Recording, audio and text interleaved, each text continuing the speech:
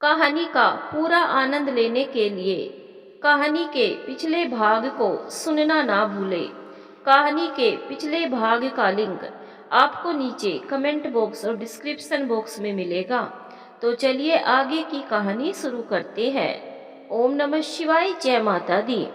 जय श्री कृष्णा। राधे राधे। अमर की बाहों से छूटकर निहारिका वापस गरिमा के पास आ गई। बेटा, ये छोले मैंने उबाल दिए हैं, चावल बीनकर इन्हें चढ़ा देना। तब तक बेटा मैं भी नहा धोकर पूजा पाठ कर लूं। जी माँ। तभी अमर के फोन पे किसी की कॉल आने लगी। अरे बेटा देख, इनका फोन बज रहा है।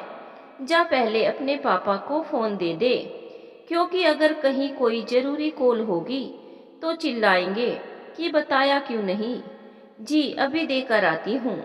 और मजबूरी में एक बार फिर से उसे अमर के पास जाना पड़ा। निहारिका ने बाथरूम का दरवाजे की कुंडी खटखटा कर कहा, ये लीजिए आपका फोन, किसी की कॉल आई है। किसका फोन है? अमर ने निहारिका के हाथ से फोन लेते हुए कहा। अरे निहारिका, ये तो तेरे भाई का फोन है। भाई का नाम सुनते ही निहारिका को शौक लगा और वो भी वहीं रुक गई। हेलो भाई रौनक, कैसे हो? मस्त हूँ, पर सुन, तू निहारिका को लेकर तुरंत गांव वापस आ जा। रौनक की उधर से आवाज आई। अमर समझ गया कि कोई नई खुरापात रौनक के दिमाग में है। तभी वो निहारिका को वापस गांव आने को कह रहा है। जरूर इसमें उसकी कोई गहरी चाल है। उसने फौरन मोबाइल का स्पीकर ऑन कर दिया और निहारिका से बोला, सुन तेरा भाई तुझे वापस बुला रहा है। हाँ अब बोल, क्या कहना है? पहले मैंने सुना नहीं कि तूने क्या कहा। अरे यार, मैं रौनक बोल रहा हूँ। निहारिका इस समय कहाँ है? अगर वो तेरे साथ है तो तू फौरन उसे लेकर गांव आ जा, और अगर तू ना आ सके तो मुझे अपना पता ठिकाना बता दे, मैं ही आ जाता हूँ। पर क्यों? तू तो निहारिका से पीछा छुड़ाना चाहता था। ये अचानक उसकी याद कैसे आ गई? अरे यार, मुझे क्या मालूम था कि उसका एक ऐसा रिश्ता भी आ सकता है मेरे पास जो उसे अपने साथ भी ले जाएगा और मुझे पैसा भी देगा। मैं समझा नहीं, तू कहना क्या चाहता है? यार, एक ऐसा रईस आदमी अपने गांव में आया है जिसके पास खूब नोटों की गड्डियां हैं। उसे कुछ जवान लड़कियों की जरूरत है। वो उन्हें कोलकाता जैसे बड़े शहर में ले जाएगा और सभी लड़कियां बड़े बड़े होटलों में नाचेगी गाएगी। बढ़िया बढ़िया भोजन उन्हें मिलेगा, और अगर किस्मत ने साथ दिया तो फिल्मों में भी उन्हें काम मिल सकता है। ये तो बहुत बढ़िया बात है यार, पर इसमें तेरा क्या फायदा? अरे यार, वो हर लड़की के माँ बाप को 30-30 हजार रुपया नगद दे रहा है। अब तक गांव की कोई 8 लड़कियां जाने को तैयार है, और उनके माँ बाप को उसने 30-30 हजार रुपये दे भी दिया है। यार, गांव में कोई कहाँ इतना पैसा किसी को देता है। 30 हजार में तो साल 2 साल का दारू का खर्चा निकल आएगा। और सबसे ज्यादा मजे की बात यह है दोस्त, कि सब लड़कियां भी बहुत खुश है, क्योंकि उन्हें मुफ्त में कोलकाता जाने का मौका मिल रहा है। और वैसे भी अपने गांव में क्या धरा है उनके लिए। लेकिन दोस्त, ये तो अपनी बहन को एक तरह से बेचने वाली बात हुई, जो ठीक नहीं है। क्या पता कोलकाता में वो उनके साथ क्या करेगा। अक्सर ये लोग बड़े शहरों में लड़कियों को बेच देते हैं, जहां उन्हें बहुत सताया जाता है और बड़े बड़े सेठों के साथ हम बिस्तर भी होना पड़ता है। अरे यार, बहन तेरी है या मेरी, उसका भला बुरा देखना मेरा काम है। और वैसे भी कोलकाता जाकर ऐश करेगी वो। और अगर जिस्म का धंधा भी करना पड़ा तब भी क्या हुआ, जवानी में ये सब तो चलता ही है। बड़े बड़े होटलों में मेरी निहारिका नाचेगी गाएगी और ऐश करेगी, उसी तरह जैसे फिल्मों में काम करने वाली लड़कियां बड़ी बड़ी पार्टियों में जाती है और मस्ती करती है। और सुन, वो सिर्फ कल रात तक ही है यहाँ। इसीलिए तू निहारिका को लेकर फटाफट हर हाल में कल शाम तक यहाँ आ जा। अच्छा ठीक है, अभी मैं जरा नहाने जा रहा हूँ, 1 घंटे के बाद तुम्हें फ़ोन करता हूँ। और हाँ, निहारिका से बात करना हो तो बुलाऊं उसे? अरे नहीं यार, उसे अभी कुछ ना बताना, बस तू किसी तरह उसे लेकर मेरे पास आ जा। एक बार यहाँ आ गई फिर तो उसे वही करना होगा जो मैं कहूँगा, चाहे प्यार से करे या मार खा के। ठीक है, मैं उसे लेकर कल आ जाऊँगा। वैसे भी बहुत बदतमीज और जिद्दी है तेरी बहन। कोई बात कहो मानती ही नहीं, मेरे तो नाक में दम कर रखा है। उससे तो जितनी जल्दी पीछा छूटे उतना अच्छा।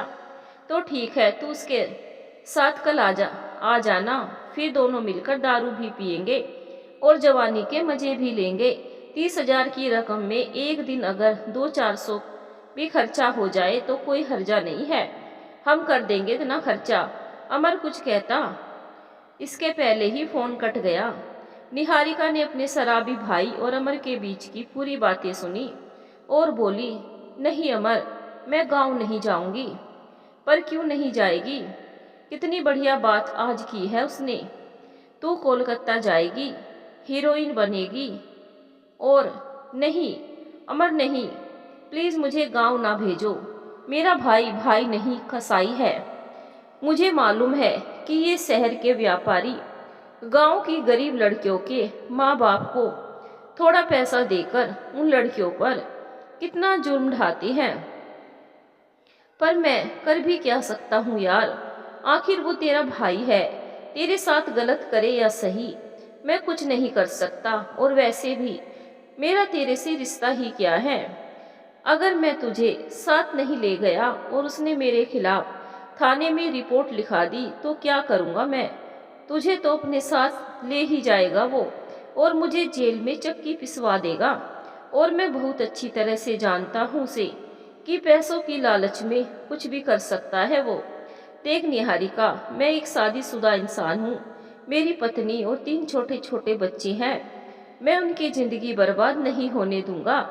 अमर ने अपना फैसला सुनाते हुए कहा। नहीं नहीं अमर, मुझे कुछ समझ में नहीं आ रहा है कि मैं क्या करूं। तुम्हारी पत्नी मेरी भी माँ है और तुम्हारे बच्चे मेरे भी भाई बहन हैं। मैं जिंदगी भर तुम जो कहोगे सब करूंगी और तुम्हारी पत्नी की सेवा करने का भी वचन देती हूँ। पर मुझे किसी भी तरह से बचा लो अमर, मैं तुम्हारे पांव पड़ती हूँ। निहारिका ने झुकते हुए कहा। नहीं निहारिका, तुम्हारी जगह मेरे पाँव में नहीं, मेरे दिल में है। और मैं तुम्हें तुम्हारे गांव से अपने पैरों की जूती बनाने के लिए नहीं लाया हूँ, बल्कि तुम्हें अपने दिल में बसाने के लिए लाया हूँ, अपने सीने से लगाने के लिए लाया हूँ, तुम्हें प्यार करने के लिए लाया हूँ। पर जब भी मैं तुझे प्यार करना चाहता हूँ तो कोई ना कोई बहाने से दूर हो जाती है मुझसे। बोल, क्यों ऐसा करती है तू? तब निहारिका ने अचानक अमर को अपनी बाहों में ले लिया और कहा, अब ऐसा नहीं करूँगी। मुझे किसी और की बाहों में नहीं जाना है, क्योंकि मुझे प्यार करने का पहला अधिकार सिर्फ तुम्हारा है। अमर ने तब निहारिका को अपनी मजबूत बाहों में जकड़ लिया और उसके होठों को चूसने लगा। और इसी बीच अचानक निहारिका की आंखों से 2 बूंद आंसू टपककर उसके गालों पर मोतियों की भांति चमकने लगे। निहारिका के गालों पर ढुलकी हुई 2 आंसू की बूंदों को देखकर अमर ने अपने रुमाल से उन्हें पोंछ लिया और निहारिका को आजाद करते हुए बोला, नहीं निहारिका नहीं, मैं तुम्हारे इन खूबसूरत गालों पर इन आंसुओं की बूंदों को नहीं देख सकता। रावण भी सीता को अपने साथ लाया था, मगर उसके साथ जबरदस्ती कभी नहीं की। तो मैं तुम्हारे साथ जबरदस्ती कैसे कर सकता हूँ? अगर मैं तुम्हें अपने साथ ले आया हूँ और तुम मेरी शरण में हो, तो मेरे होते हुए तुम्हारा कोई अहित करे, यह मैं नहीं होने दूंगा, चाहे वो इंसान मैं खुद ही क्यों ना हूँ। निहारिका, तुम्हें अपने भाई से बिल्कुल डरने की जरूरत नहीं है और ना मुझसे। तुम जाओ और मेरे लिए एक अच्छी सी चाय बनाओ, तब तक मैं तैयार होकर आता हूँ। निहारिका उसकी बाहों से छूटते हुए बोली, तुम बहुत अच्छे हो। मैं अभी एक अच्छी सी चाय तुम्हारे लिए बनाती हूँ और साथ में पकोड़े भी। तुम जल्दी से तैयार होकर आ जाओ। और भागते हुए वो रसोई घर में आ गई। बहुत देर कर दी बेटा, वैसे बात क्या है? बहुत खुश दिख रही है। कुछ नहीं माँ, मैं अभी चाय और पकोड़े बना देती हूँ। हाँ बेटा, तू चाय चढ़ा दे, तब तक मैं बेसन फेंट देती हूँ। जी माँ।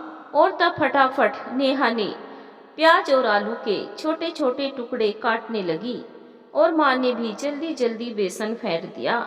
अमर के खाने के टेबल पर आते ही उसके सामने उसने गर्मा गर्म आलू और प्याज के पकोड़े रख दिए और चाय भी भिगोने में चढ़ा दिया। वाह, पकोड़े तो बहुत बढ़िया है। इतने बढ़िया पकोड़े आज तक ना माँ ने खिलाए और ना बीवी ने। बहुत ही टेस्टी है। अमर ने पकोड़ों की तारीफ करते हुए कहा, तो थोड़े और लीजिए ना। निहारिका ने उसकी प्लेट में 2-4 और पकोड़े रखते हुए कहा। देखा गरिमा, कितने बढ़िया पकोड़े बनाए हैं निहारिका ने। क्या ऐसे पकोड़े तुमने कभी मुझे खिलाए? अपनी पत्नी को देखते हुए अमर बोला, अच्छे पकोड़े तभी बनते हैं जब बेसन सही तरह से फेंटा गया हो। बाकी उसमें नमक मिर्च मसाला डालना और आलू या प्याज डालकर तल लेने में क्या धरा है, वो तो कोई भी कर सकता है। निहारिका ने भी गरिमा को देखते हुए कहा, वही तो मैं भी कहना चाहता हूँ पत्नी साहिबा से कि कुछ सीखे। इन्हें तो आज तक ये भी नहीं पता कि बेसन को सही तरह से कैसे फेंटा जाता है। अमर ने निहारिका को देखते हुए कहा, पर बेसन तो आज माँ ने ही फेंटा है, मैंने तो सिर्फ कढ़ाई में तले हैं पकोड़े। अमर ये सुनते ही चुप हो गया। तब निहारिका ने उसे चाय का कप देते हुए कहा, पर ये चाय मैंने ही बनाई है। अमर ने चाय का एक घूंट पीते हुए कहा, वाह, बेहतरीन चाय, पकोड़े से भी बढ़िया। तब गरिमा ने कहा, तुम कुछ भी बोलो अमर, पर तुम मेरी बेटी की जब तारीफ करते हो ना तो मुझे ज़्यादा खुशी मिलती है, क्योंकि मेरी तारीफ में अगर मैं खुश होती हूँ तो मेरी बेटी की तारीफ में दोहरी खुश होती हूँ। इसीलिए मेरी इस बात को हमेशा याद रखना कि मेरी बेटी को कभी तुम कोई दुख ना देना और उसकी आंखों में आंसू आने का कारण कभी ना बनना। गरिमा के इन शब्दों को सुनकर ना जाने क्यों आज पहली बार अमर की आंखें डबडबा गई और उसकी आंखों से भी आंसुओं की 2 बूंदें टपक पड़ी, जिन्हें उसने जल्दी से अपनी बाजुओं से पोंछ लिया। पर निहारिका ने उन आंसुओं को देख ही लिया। तब वो अमर के करीब आकर उसके कान में अपना मुंह लगाकर बोली, ये आंसू अनमोल है मेरे लिए, इन्हें मेरे होते कभी बाहर ना आने देना, तुम्हें मेरी सौगंध। और ये कहते हुए उसने अमर के गालों को चूम लिया। चाय पकोड़े खाने के बाद अमर अपने कमरे में चला गया और अपनी डायरी खोलकर देखने लगा कि आज उसे क्या क्या काम करना है। अभी डायरी के कुछ पन्ने उसने पलटे ही थे कि एक बार फिर उसके मोबाइल की घंटी बज उठी। निहारिका उस समय उसके साथ ही थी। फोन रौनक का था। उसने स्पीकर ऑन कर दिया। हेलो, निहारिका को लेकर कितने बजे तक तुम आ जाओगे? यार, पहले तू ये बता कि निहारिका के बदले ज़्यादा से ज़्यादा कितना पैसा वो दे रहा है? दोस्त, अभी तक तो 30 में ही सौदा पटा है। मैंने उसे निहारिका की एक मस्त फोटो दिखाकर 35,000 की बात की, पर वो तैयार नहीं हुआ। असल में यार, यहाँ की कुछ लड़कियाँ मुफ्त में ही उसके साथ जाने को तैयार हो गई। जब उसने बताया कि वो उन्हें कोलकाता और मुंबई में हीरोइन बना देगा, इसीलिए लड़कियों का भाव गिर गया। पर 30 भी कम नहीं है, इसीलिए तू फौरन निहारिका के साथ आ जा। लेकिन दोस्त, कल को अगर कोई पुलिस केस बन गया तब क्या करेगा तू? फिर तो बदनामी अलग होगी और जितना पैसा तू पाएगा उससे ज़्यादा देना भी पड़ सकता है, और जो सज़ा मिलेगी और नाक कटेगी वो अलग से। इसीलिए एक बार फिर से आगा पीछा सब सोच ले। अरे यार, इस समय ज़्यादा कुछ सोचने का समय नहीं है।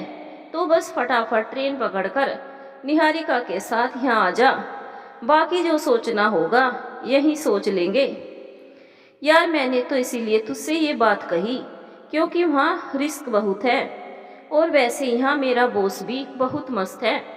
अगर मैं थोड़ी कोशिश करूँगा तो 35,000 तक निहारिका के मिल सकते हैं, और काम भी कुछ खास नहीं है। बस बॉस को कभी कभी खुश करना होगा। निहारिका को तू समझ तो गया ना कि मैं क्या कहना चाहता हूँ। अगर तुझे कोई आपत्ति ना हो तो बॉस से बात करूँ। अरे यार, अगर 35,000 मिल रहे हैं तो इसमें सोचना क्या है। तू फटाफट सौदा पक्का कर ले और पैसा ले ले, और अगर बात ना बने तो निहारिका को लेकर तुरंत आ जा। मैं 30 में ही काम चला लूँगा। ठीक है, मैं अभी बॉस से मिलकर तेरी बहन की सेटिंग करता हूँ। मगर सिर्फ एक बात का डर है, अगर सौदा पक्का हो जाने पर निहारिका बॉस के साथ जाने को राजी ना हुई तब क्या होगा, क्योंकि मुझे तो वह हाथ भी नहीं लगाने देती। अरे यार, एक्चुअली ये गड़बड़ इसीलिए है क्योंकि तू कुछ ज़्यादा ही सीधा है। तू एक काम कर, पहले उसे थोड़ा प्यार से समझा। अगर मान जाए तो ठीक, और अगर ना माने तो थोड़ा डरा धमका देना, और फिर भी ना माने तो एक दिन के लिए मेरे पास ले आना, और फिर देखना ऐसी मार मारूंगा उसे कि आगे से हर बात बिना कहे मानने लगेगी। ठीक है, तू थोड़ा इंतजार कर, अभी थोड़ी देर में मैं तुम्हें फ़ोन करता हूँ। अमर ने जैसे ही मोबाइल रखा, निहारिका गुस्से में बोली, तो आप मुझे अपने बॉस के आगे प्लेट में सजाकर उन्हें परोसने वाले हैं। आपने सोचा भी कैसे कि मैं इसके लिए राजी हो जाऊंगी। मेरा बॉस मैं खुद हूँ निहारिका, और तुम्हारी इज्जत बचाने के लिए मुझे ये नाटक करना पड़ा।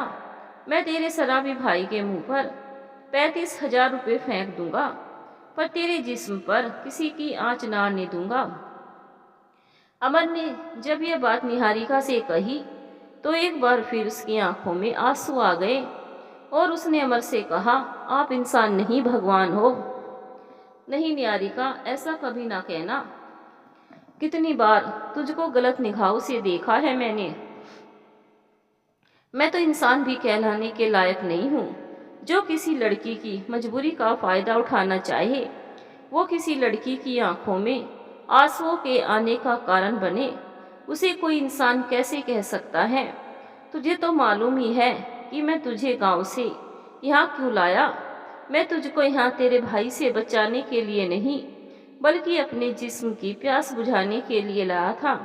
कितना स्वार्थी, नीच और खुदगर्ज हूँ मैं तो अगर इंसान ही बन जाऊं तो ये भी बहुत बड़ी बात होगी मेरे लिए। निहारिका, तुझे क्या पता कि इस ब्याज के धंधे में कितने कितने बुरे काम किए हैं मैंने, कितने लोगों को सताया है मैंने, कितने मजदूरों का पैसा मारा है मैंने, कितने घर और परिवार, मासूम बच्चों को तकलीफें दी है मैंने। पर निहारिका, तुम मेरी प्रार्थना हो, पूजा हो तुम मेरी। तुम्हें देखकर अक्सर कुछ अच्छा करने की इच्छा होती है मेरी, और मैं चाहता हूँ कि अपनी सारी बुरी आदतों को छोड़ दूँ। बस तुम मेरे साथ रहो, एक पवित्र मूर्ति की तरह, एक दोस्त की तरह, और एक सच्चे दोस्त की तरह। तुम मेरी बेटी जैसी हो निहारिका, पर मैंने कितनी बुरी निगाहें तुम पर डाली। निहारिका, तुम मुझे माफ़ कर दो।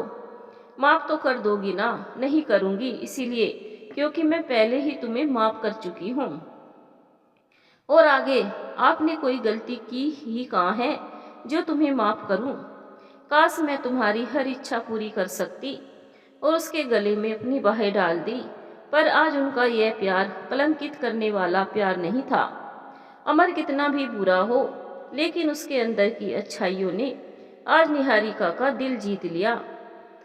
यहाँ तक कि उसने अमर को अपना भगवान मान लिया था, क्योंकि इतनी जल्दी उसका हृदय परिवर्तन हो जाएगा, इसकी तो उसने कल्पना भी ना की थी। निहारिका इतना तो पहले से ही जानती थी कि अमर दिल का बहुत बुरा नहीं है, और शायद इसीलिए उसके साथ अपने गांव को छोड़कर वो शहर तक आ गई थी। वैसे एक सच यह भी है कि किसी बुरे इंसान से भी इंसान का लगाव तभी होता है जब कोई ना कोई उसमें गुण होता है और उसकी आत्मा उसके इसी गुण के कारण उसे खींचकर उसके पास ले जाती है। अन्यथा अपने भाई से प्रताड़ित होकर वो उस अमर के पास कभी न जाती, जो हमेशा उसको गिद्ध नजरों से ही देखता था और उसकी जवानी का रस पीना चाहता था। ये बिल्कुल 16 आने सही बात है कि जब कभी अपना दिल और दिमाग काम न करे तो अपनी अंतरात्मा की आवाज़ सुनो, मत देखो कि क्या गलत है और क्या सही है। अगर तुम्हारी अंतरात्मा किसी गलत आदमी को अपनाने को कहे तो अपना लो उसे, और अगर तुम्हारी अंतरात्मा किसी सही आदमी को भी अपनाने की इजाज़त ना दे तो ठुकरा दो उसे। और आज उसे अंदर से ऐसा महसूस हो रहा था कि अमर जैसे गलत आदमी के साथ भागकर उसने कोई गलती नहीं की, क्योंकि यदि इस वक्त वो अपने गांव में होती और अमर के साथ ना आती तो शायद उसका भाई उस पर जुल्म की इंतहा कर देता, और कोई बड़ी बात नहीं कि शराब के नशे में वो उसकी इज्जत को भी एक दिन तार तार कर देता।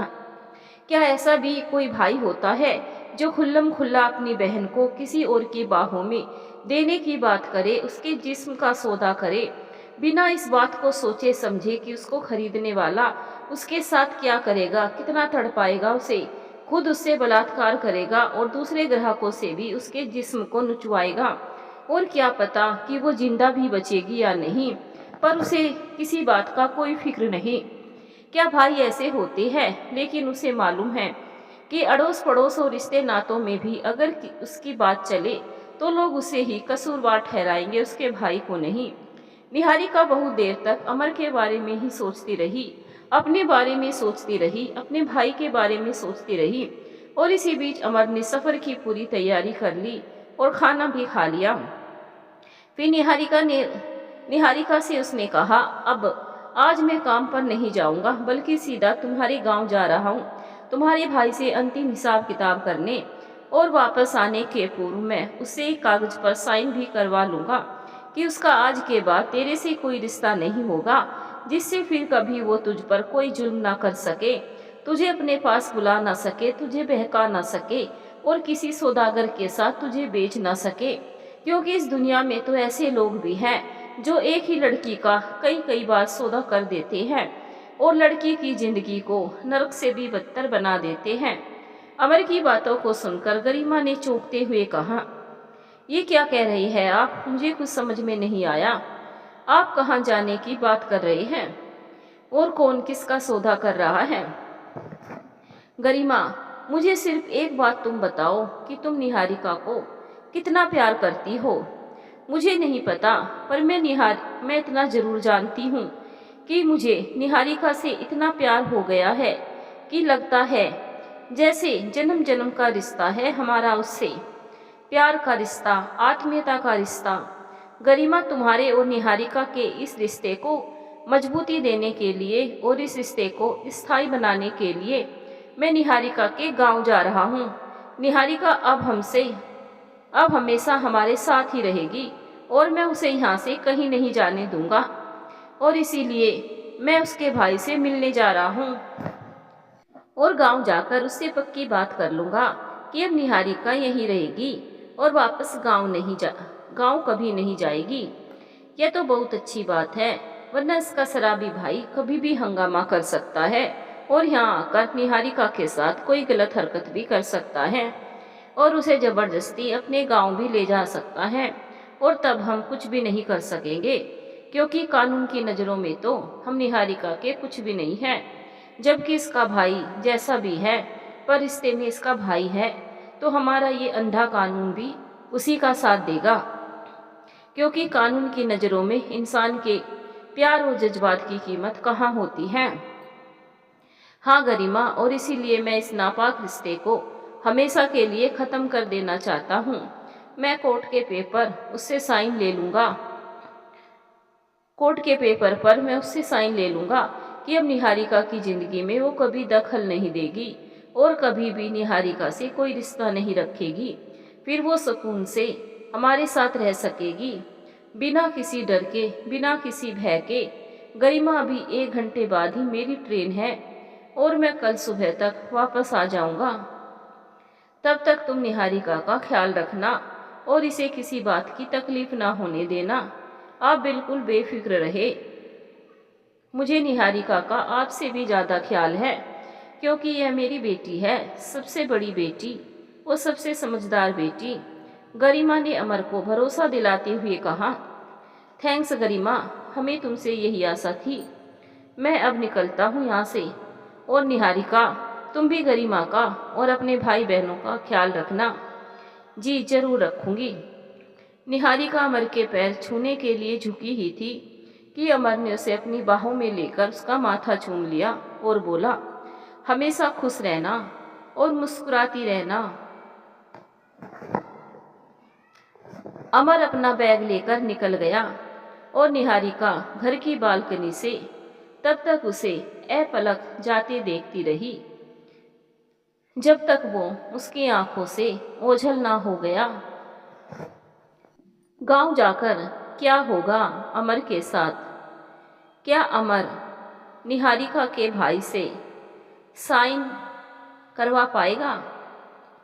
क्या क्या होने वाला है आगे की कहानी में जानेंगे, कहानी के अगले भाग में। धन्यवाद दोस्तों।